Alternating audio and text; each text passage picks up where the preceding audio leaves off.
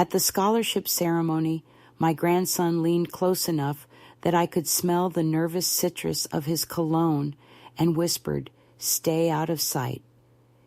He didn't even look at me as he said it, just kept his eyes fixed straight ahead at the rows of polished chairs and the expectant audience, as if he were afraid that anyone might notice I was with him, as if my presence were some secret he needed to hide.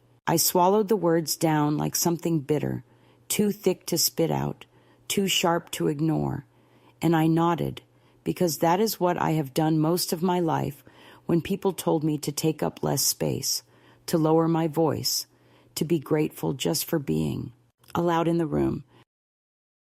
And yet, inside me, something trembled, not from frailty, but from recognition, because I had heard variations of that same command for decades, from my husband when he didn't want his colleagues to see me in my thrift store dress, from my son when he didn't want me to tell stories about his childhood to his new friends, from the neighbors who smiled tightly whenever I lingered too long on their perfect driveways.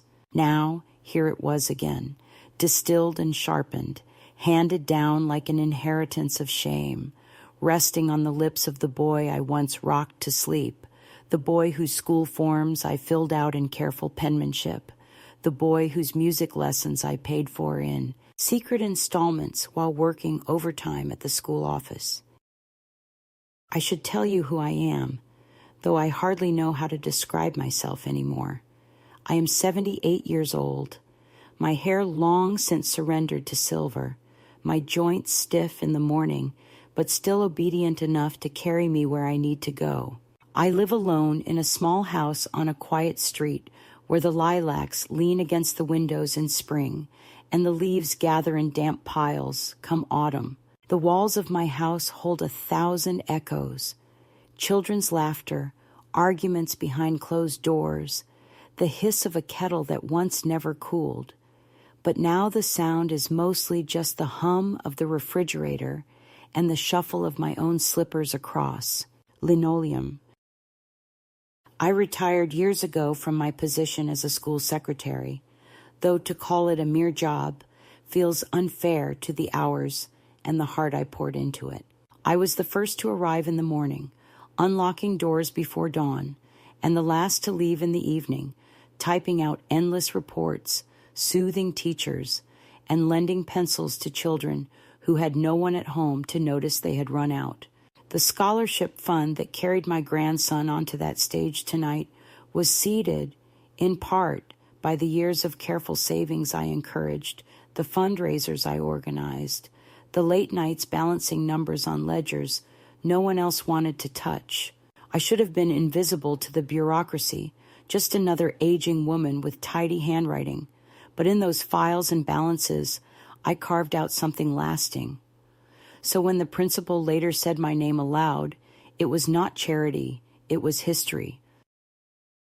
But at the start of that evening, before any speeches, before the lights dimmed, all I heard was the boy I loved telling me to hide. I wish I could tell you I was shocked, but the truth is that humiliation never arrives like lightning at my age.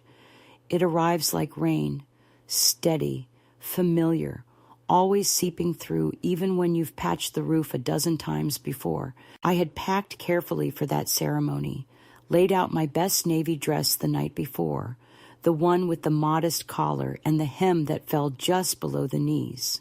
I pressed it myself, smoothing every wrinkle with the heavy iron my daughter-in-law once called outdated, though it works better than any of her sleek machines. I polished my shoes until I could see my face reflected faintly in the leather. I even dabbed a bit of rose water behind my ears, though the bottle has been nearly empty for years, because I wanted to smell like the version of myself that still believed appearances mattered.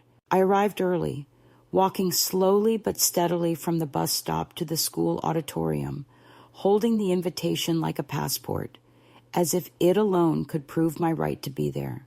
And when I found my seat, I folded my hands neatly in my lap and tried to shrink into the background, telling myself that tonight was not about me. It was about him, about his hard work, about his future.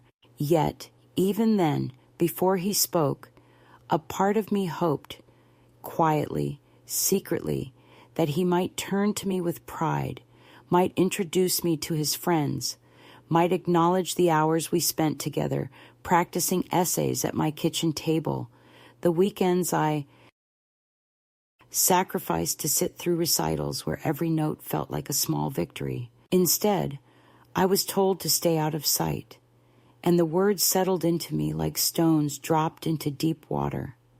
Do you know what it feels like to become a ghost in a room you once built? I do. That auditorium had been my second home for 30 years. I had scrubbed its stage before talent shows, carried heavy boxes of programs for graduations, calmed crying children in its hallways. Yet when I stepped inside that night, not a single teacher recognized me, not a single student glanced twice. My grandson brushed past me quickly, his suit too new, his smile rehearsed, his eyes darting everywhere but toward mine. His parents stood near the front, nodding to acquaintances, shaking hands as if they were the benefactors rather than the beneficiaries. My daughter-in-law's dress shimmered under the lights, every inch of her calculated to draw admiration, and when she saw me hovering nearby, she smiled in that polite, tight way that means please don't embarrass us. My son gave me a quick wave, the kind you give to a distant relative you bump into at the market. Not the woman who once stayed up all night sewing his costume for the school play because he had forgotten to tell me until the last minute. And so I drifted backward toward the last row, where the lights dimmed and the shadows stretched, and I sat down quietly, as instructed. Stay out of sight, he had said. I was learning painfully how easily they all wanted me erased.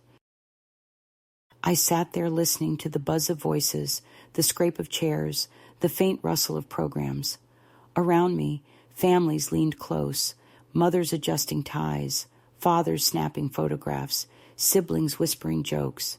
Every movement was filled with ownership, as though the children on that stage were the living trophies of their love. I clasped my hands tightly together to keep from trembling, and I told myself I didn't mind, that invisibility had become second nature.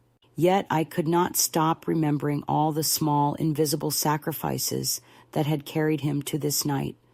The piano bought on credit and paid off slowly with my overtime hours, the tutoring sessions I arranged when his grades slipped, the groceries I quietly stocked in their cupboards when my son's job was uncertain, the essays I edited until midnight. I thought of the winter he had pneumonia, when I slept upright in a chair beside his bed, changing cool cloths on his forehead while his parents fought in another room.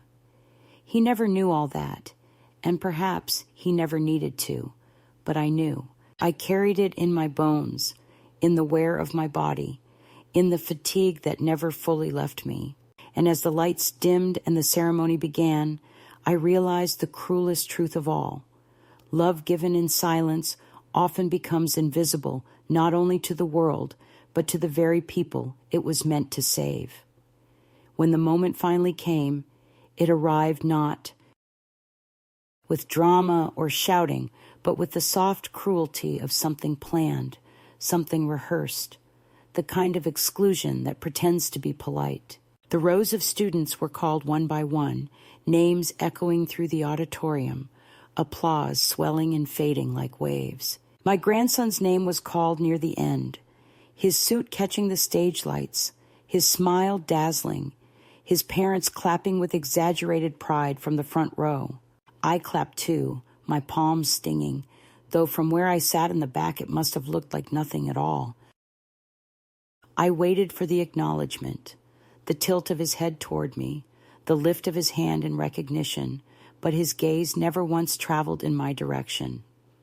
Instead, his eyes sought the principal, the dignitaries, the cameras set up to record the evening. And then came the moment when families were invited forward for photographs with the award recipients, and I hesitated, half rising from my seat, smoothing my skirt, preparing to walk toward the stage, until I saw my son turn sharply and catch my eye, with the kind of glance that contains a command.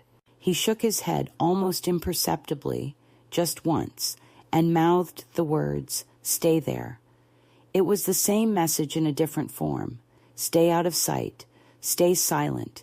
Do not ruin the picture we are creating. My body froze, and I lowered myself back into the chair as though I had misjudged the strength of my legs, though the truth was that it was not my bones that failed me, but my family's willingness to see me. I sat there with my hands folded tightly, watching as they all gathered on the stage, a perfect tableau of success. The boy in his suit holding the certificate, his parents beaming at his side, the principal's hand resting lightly on his shoulder.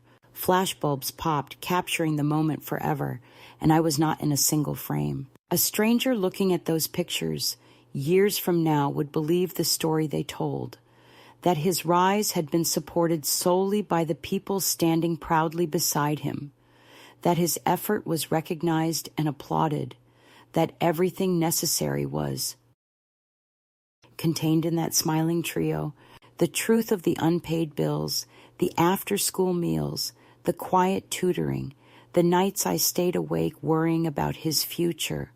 All of that would vanish, unwritten, undocumented, erased as though it had never existed. I knew in that instant that the ceremony was not just about celebrating his achievement, but about rewriting the story of how he arrived there, trimming out the inconvenient details, the untidy truths, and I was one of those truths. They wanted the narrative of a polished family, streamlined, presentable, untouched by the sight of an old woman whose hands bore the lines of labor, whose dress had been carefully mended more than once, whose presence might remind them that success is rarely clean, rarely simple, rarely without cost.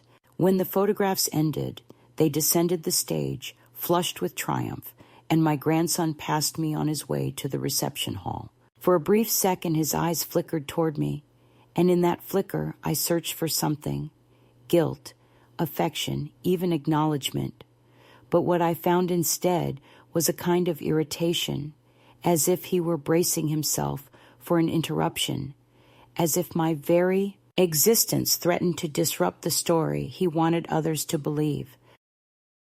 He brushed past quickly, murmuring something to his mother, and she glanced back at me with that brittle smile that has no warmth, the one she uses when she wants to remind me of my place. My son avoided my gaze altogether, his hand resting lightly on his wife's back, as if the choreography of their family had no room for an extra figure.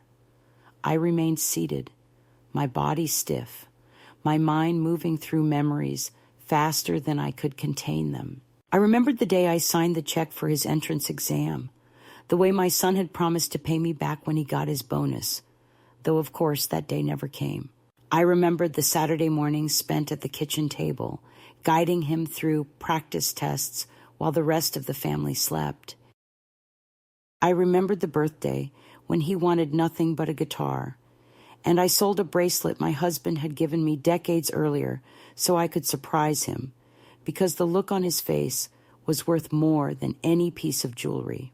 And yet here I was, an uninvited guest at the story of his success, told to wait quietly at the margins while others claimed the center. The cruelty of it was not loud, not violent, but it was deliberate, and that deliberateness stung more than any outburst ever could.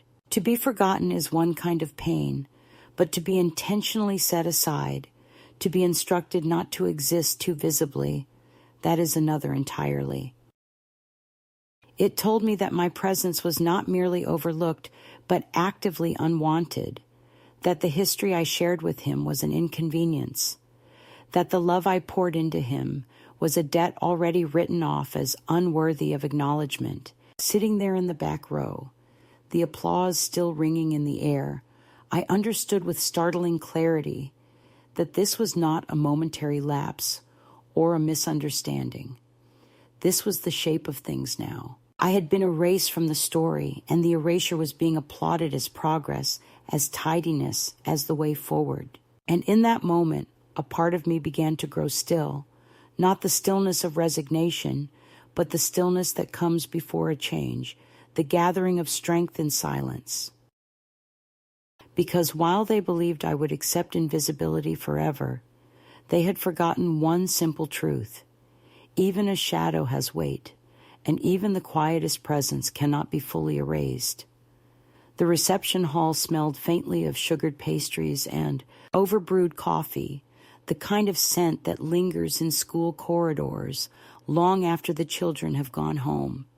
But I hardly noticed it because I was too aware of my own position, standing off to the side as families swirled around me, their laughter high and bright, their cameras flashing, their bouquets of flowers resting proudly in the crook of their arms. I held my small purse in front of me like a shield, trying to remember why I had come, trying to convince myself that it was enough simply to witness my grandson's triumph, even if I was not allowed to belong to it.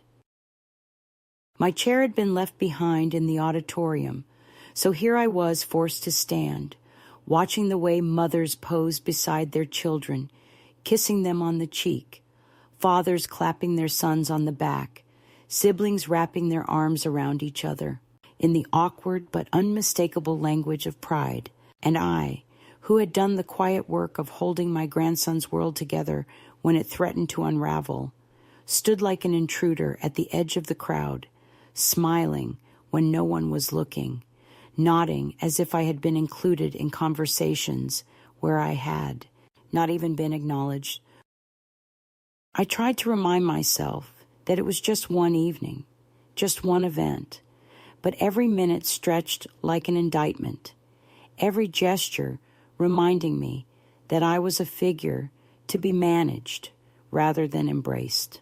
My daughter-in-law moved through the crowd like she was hosting a gala, her hand brushing the shoulders of acquaintances, her laugh tinkling at all the right places, her posture perfect in every photograph. Whenever her gaze caught mine, she tilted her head in that subtle way that said, "Stay back. Don't interrupt. Let the picture remain smooth." My son did not look at me at all, as though the act of seeing me would acknowledge something inconvenient, something too raw to fit the polished narrative they wanted to display.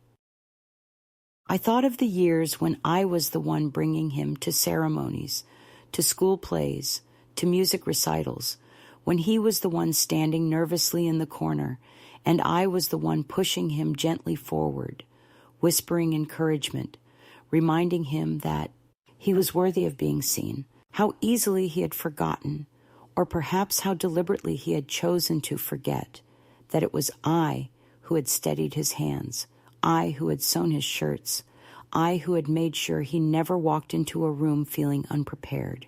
And now he left me alone at the edge of a room pretending I did not exist. The cruelty of the evening was not in a single action, but in the accumulation of small dismissals, each one minor enough to seem forgivable, yet together forming a wall that could not be breached. When the photographs were displayed on a screen at the far end of the hall, I saw my grandson's smile projected in large, bright color, his certificate held high, his parents standing proudly beside him.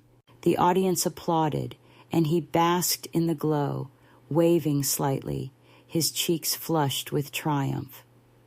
But as the images cycled through, I realized with a slow ache that I would not appear once. No one had taken my picture. No one had captured me even at the margins of the frame. I was present but absent, a ghost whose body took up space without leaving a trace. And in that realization lay a deeper wound than the whispered words at the start of the evening, because now the erasure was complete. Not only had I been told to hide, but the world would never know I had even been there. I watched other grandmothers fussing over their grandchildren, straightening collars, offering tissues, holding coats. They moved freely, welcomed into the orbit of their families, their presence assumed, unquestioned, taken for granted in the most tender way. I envied them, though not with bitterness, but with a sorrow so deep it felt like a physical weight in my chest. I wondered if those women ever knew what it was to be unwanted, to be tolerated only on the condition of silence. I wondered if they had ever heard words like "stay out of sight" from the mouths of those they had raised. I wondered if they could imagine what it felt like to have invested not just money, but pieces of one's own body and spirit, only to be erased from the final portrait. And as I watched them, I felt the shape of my own invisibility more sharply, as though I had been outlined in chalk against the floor of that hall. The evening dragged on, each announcement, each toast, each polite laugh from my daughter-in-law cutting a little deeper. At one point, when my legs grew tired, I tried to sit at an empty table near the back, but a group of parents arrived and filled the seats around me without acknowledgement, their conversation flowing over me as if I were furniture. I sat there for a while, sipping at a cup of lukewarm coffee, listening to their talk of summer plans and college applications, until finally one of them glanced at me and smiled politely, the kind of smile you give a stranger who has wandered into the wrong room. I nodded in return, pretending not to notice that they lowered their voices afterward, closing me out even from casual chatter. I rose slowly, returned to the edges, and resumed my place in silence. What unsettled me most was how natural it seemed to them, how seamless the choreography of exclusion had become. No one had to conspire or plan. No one had to raise their voice. My grandson did not need to repeat his command. My son did not need to push me away physically. The absence was performed so efficiently, so instinctively, that it felt like a dance they had practiced many times before.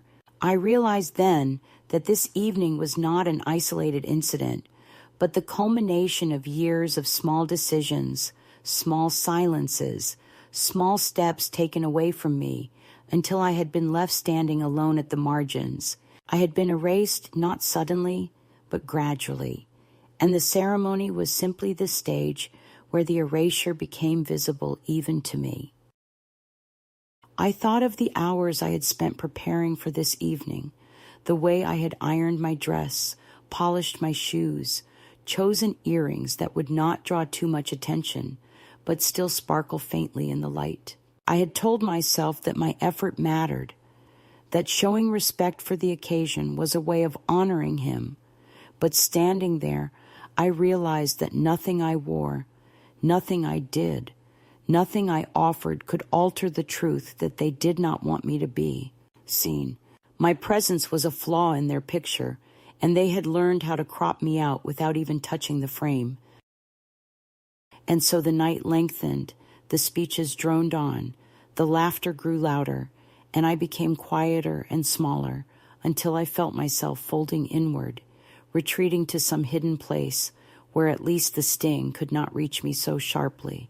Yet even in that silence, something stirred, a flicker of refusal that I could not quite extinguish. It was not anger exactly, though anger hummed at the edges, but rather a deep awareness that I could not allow this to become the final shape of my life.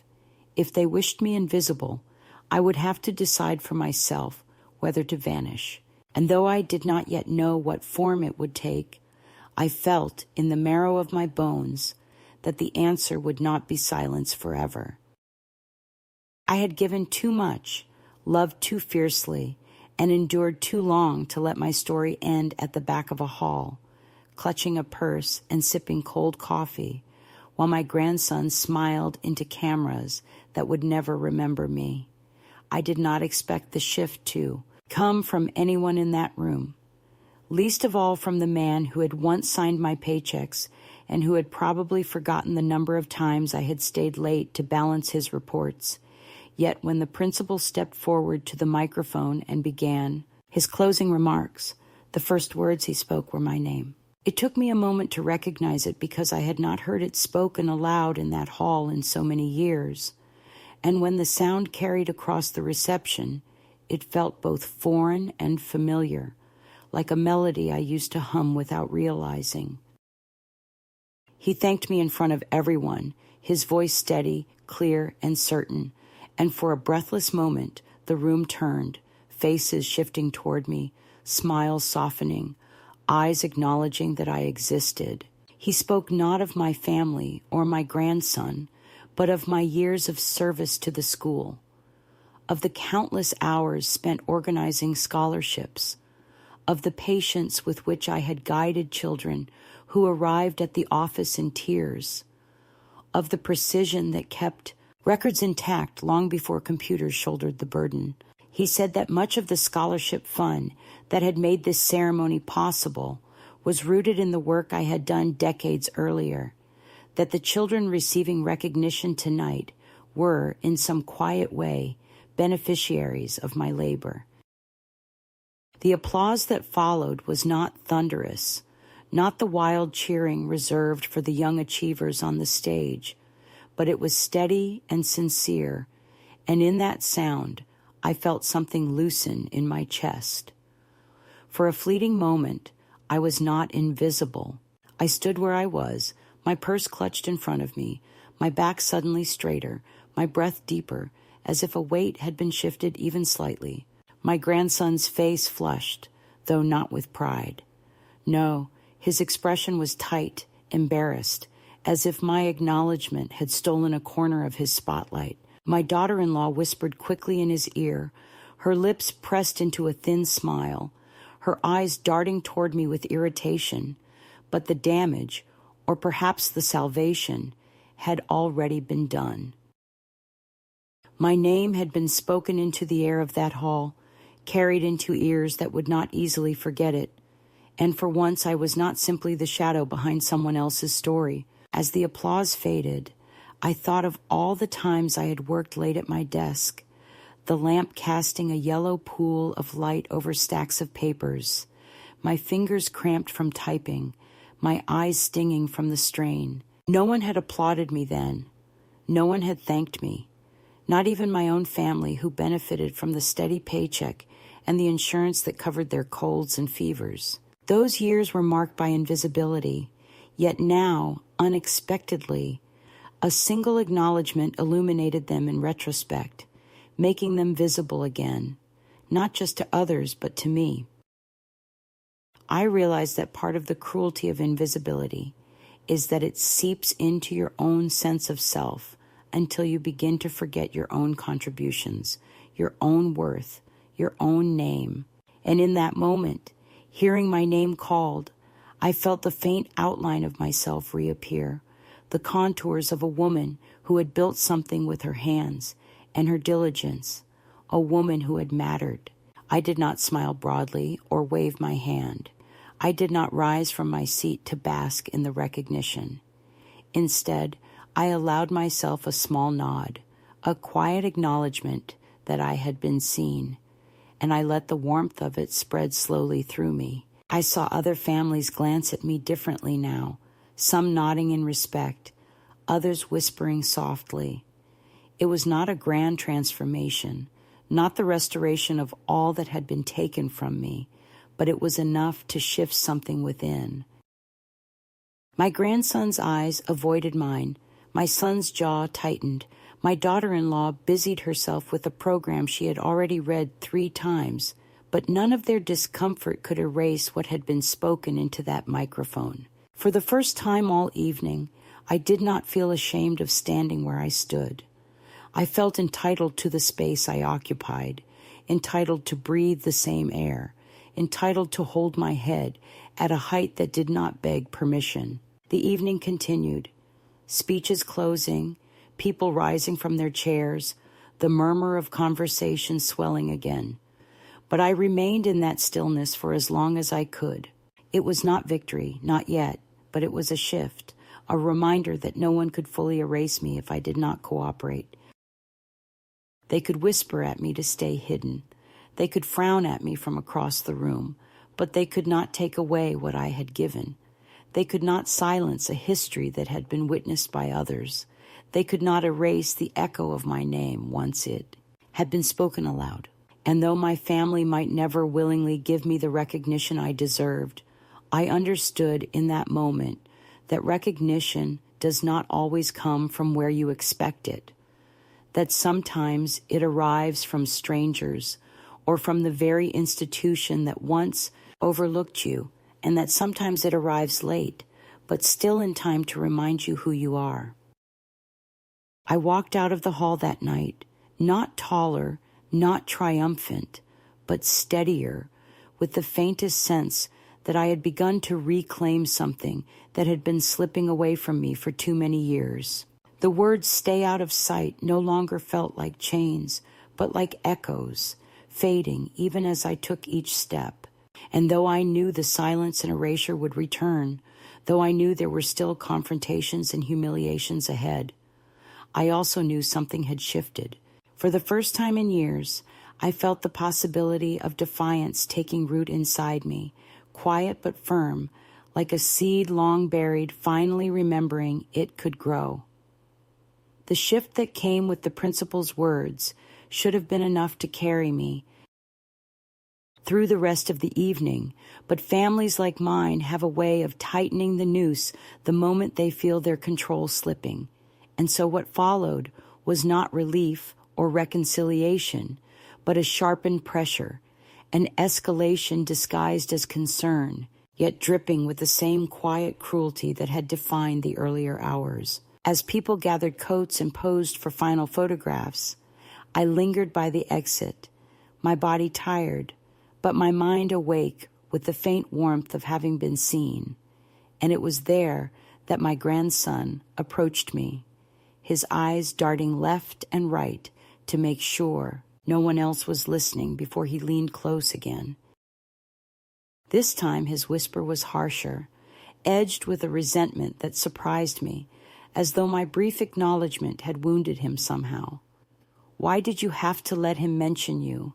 he hissed, his jaw tight, his lips barely moving. "You made it about yourself. This was supposed to be my night." I looked at him then, really looked, and saw not the little boy who used to climb onto my lap with sticky fingers and soft hair, but a young man already learning the language of erasure, already fluent in the family. Script that treated my presence as an inconvenience, already rehearsing the lines that had been modeled by his parents. I wanted to tell him that I had not asked for the recognition, that the principal had chosen to speak my name of his own accord, that I had not raised my hand or demanded a moment in the spotlight, but I knew from the tightness in his expression that he would not hear me. He had been told his story belonged to him alone, that his achievements were the product of his own effort and the guidance of the polished parents who now hovered behind him, and he could not afford to let my existence complicate that picture.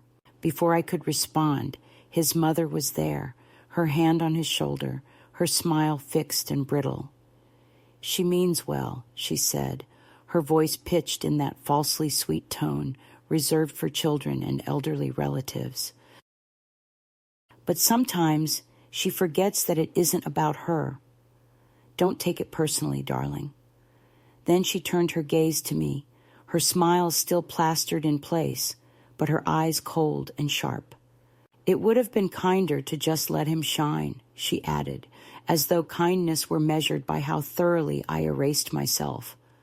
My son joined them then, his expression tense, his words clipped. "Mom, we talked about this," he said. "You're here to support, not to be part of the ceremony. You've got to understand the difference." The three of them stood before me like a wall, their unity unbroken, their narrative already agreed upon. And in that moment, I felt smaller than I had in years, smaller even than when I sat alone in the back row of the auditorium.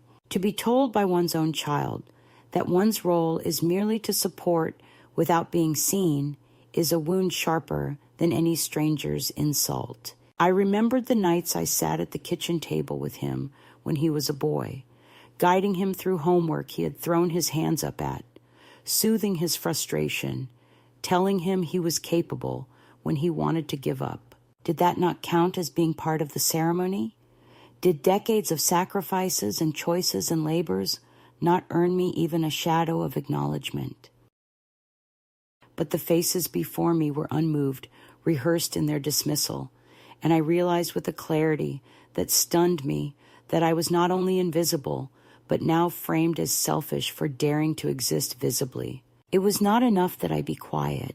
I also had to accept blame if my silence was ever broken, even by someone else. I left the building without speaking further, the cold night air hitting my face like a slap, and walked slowly down the darkened street toward the bus stop. The sound of laughter trailed after me, families spilling into cars, children chattering about their futures, bouquets rustling in the arms of proud parents, and I walked alone, my coat thin against the chill. At the stop, I sat heavily on the metal bench, the hard surface biting into my bones, and stared at the streetlights glowing against the darkness. I told myself it was only one evening, but I knew better. It was the unveiling of what had been simmering beneath the surface for years, the confirmation of a truth I had tried not to name. I was no longer part of their story, and every attempt I made to remain visible would be met not with gratitude, but with irritation, resentment, or outright rejection. In the days that followed, the escalation continued in subtler forms. My son called once, his voice clipped, telling me that it might be better if I did not attend the celebration dinner they were planning for my grandson, as the restaurant was a little too upscale, and he did not want me to feel uncomfortable. I knew what he meant. He did not want me to embarrass him, did not want me to sit at the table in my carefully pressed but modest dress, did not want the waitstaff to see an old woman who did not fit the image of effortless prosperity he wanted to project. My daughter-in-law sent me a message thanking me for coming to the ceremony, but advising that next time it would be best to let the kids take center stage without distractions. Distractions, that was the word she used, as though my existence were a glitch in the program, a flicker of static across their polished broadcast. My grandson did not call at all, did not write, did not stop by, as he once had to raid my cookie tin, or to ask for help with an essay. The silence was not surprising, but it was heavy. I tried to tell myself I could endure it, that I had endured worse in my life, but endurance is not the same as living. Each dismissal was a quiet tightening of the rope.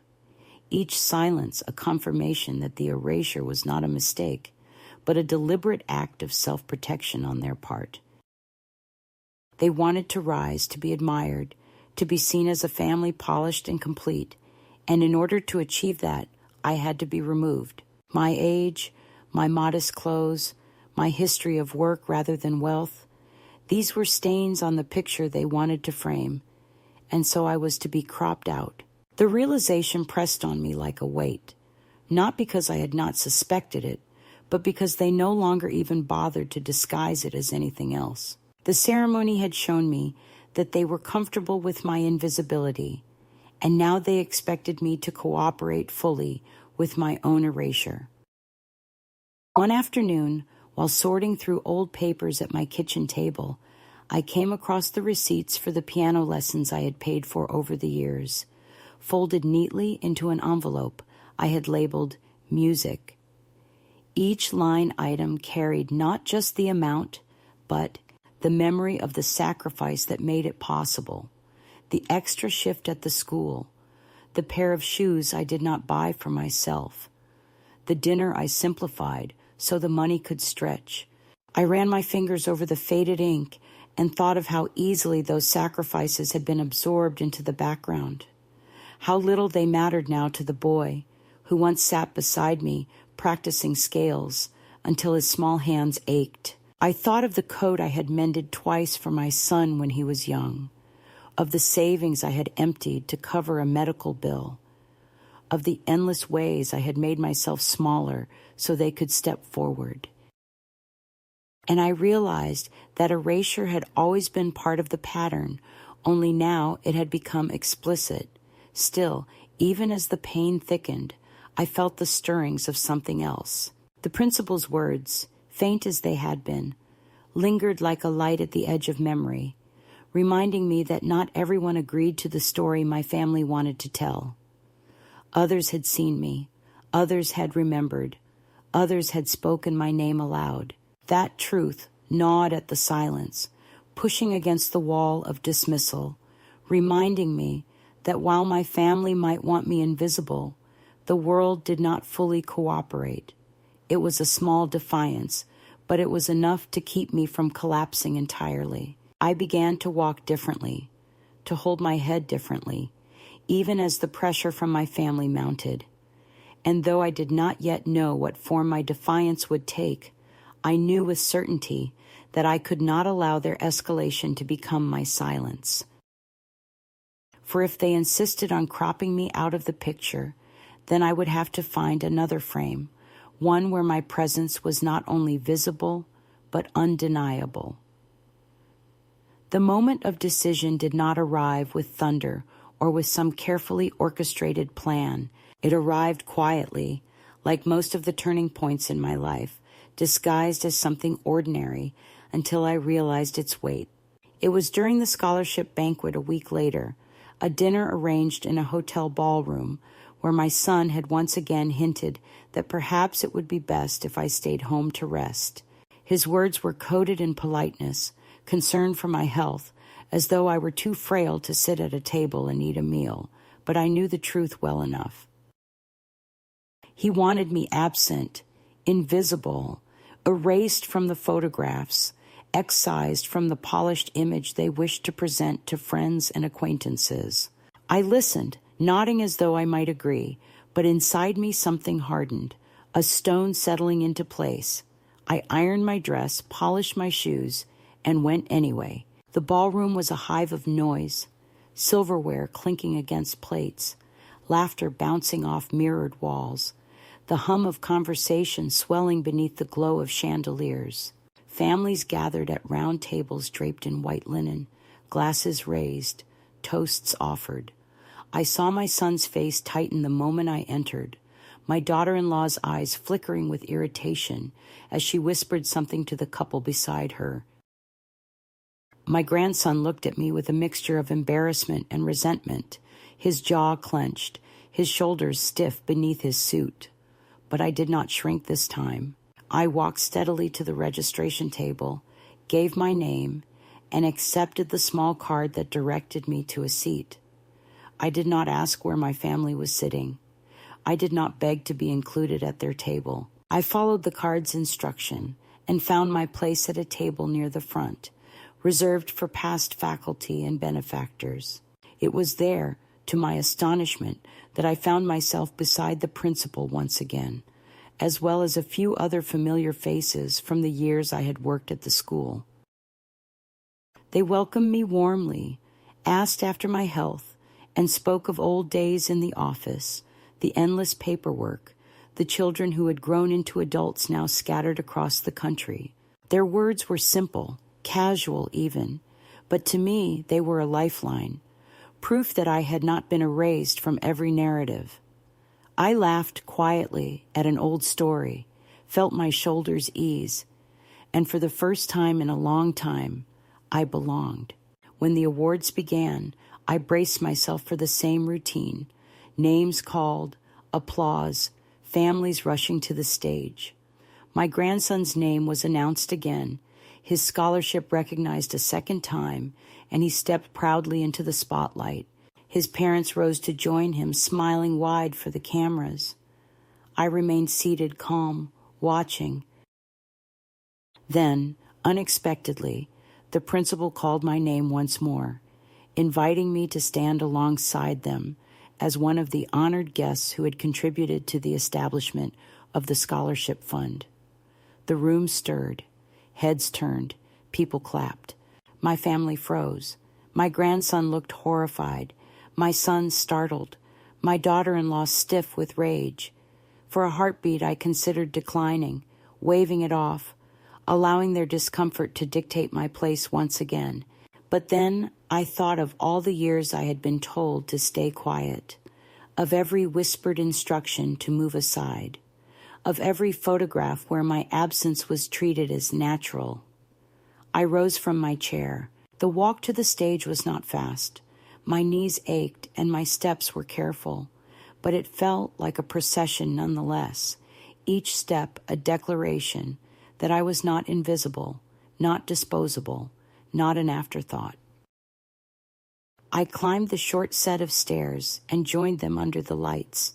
The cameras flashed, a wave of brightness that made me blink, but I did not falter. I stood tall beside my grandson, my hand resting lightly on his arm, not as a claim, but as a reminder. He stiffened at my touch, but I did not release him. The principal smiled, the audience applauded again, and for once, the picture could not exclude me. My face, lined and weathered though it was, would be captured in those photographs forever. They would not be able to crop me out, not this time. The photographer asked for one more shot, and my grandson forced a smile, my son's arm pressed firmly around his wife, their discomfort barely hidden behind their polished expressions. I smiled too, not with triumph or malice, but with something steadier, a deep, quiet satisfaction.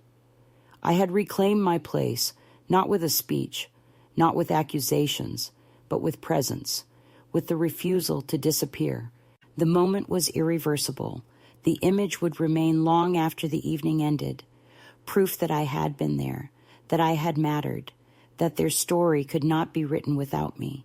As I stepped down from the stage, I heard whispers ripple through the crowd, some recognizing my years of service, others remarking on the dignity with which I carried myself. I returned to my seat, my heart steady, my breathing calm. My family did not approach me for the rest of the evening. They spoke with others, laughed too loudly, pretended I was not there. But it no longer mattered. I had taken back something they could never steal again.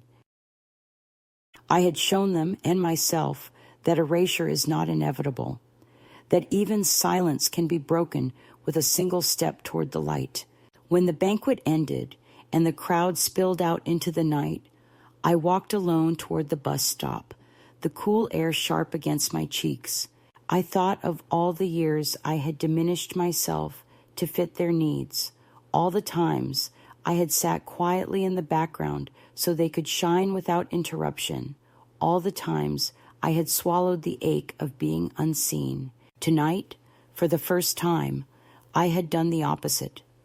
I had taken up space, not with noise or complaint, but simply with my body, my presence, my refusal to leave. It was not revenge, not even rebellion. It was reclamation. And as the bus rumbled toward home, I sat with my program folded neatly in my lap and felt, perhaps for the first time in decades, that I had honored myself.